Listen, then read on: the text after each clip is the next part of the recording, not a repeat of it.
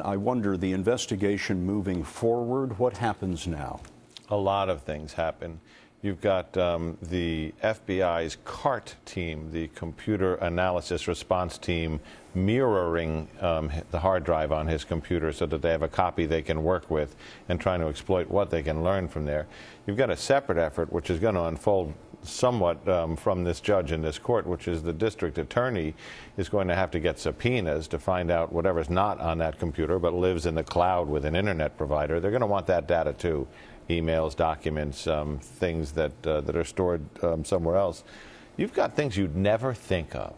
Postal inspectors have fanned out around the house and dumped all the mailboxes to determine if, for instance, like the Virginia Tech shooter, he had sent a videotape or a communique or perhaps another explosive device looking for any mail that might be coming from him over a wide area.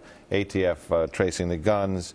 And the explosive section at the FBI lab in Quantico going through the samples they recovered from those explosives in the booby-trapped apartment, most of which they blew up, but they're looking at the pictures they took and the samples they kept.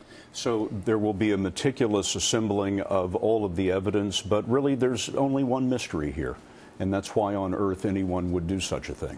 And that is the abiding mystery. Talked to Chief of Police Dan Oates Sunday morning and said, you know, Can you put a marker on what that last stressor was that caused him to suddenly start ordering all of this equipment and guns?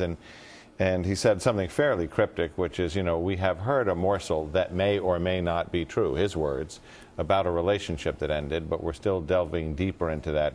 Sources close to the investigators have told me that's the possibility of a breakup with a girlfriend.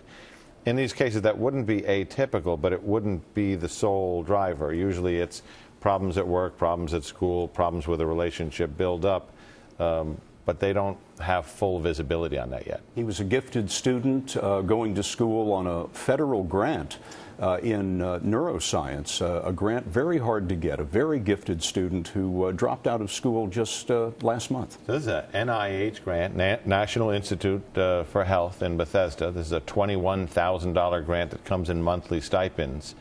And the detectives who have interviewed the teaching physicians, now he wasn't in medical school studying neuroscience in a PhD program, but taught by a number of doctors. One of his teaching physicians told the investigators over the weekend this was a brilliant student, which of course doesn't comport with his withdrawal from the PhD program, but that might have just been to devote his full time to developing this deadly plot. John, thank you very much.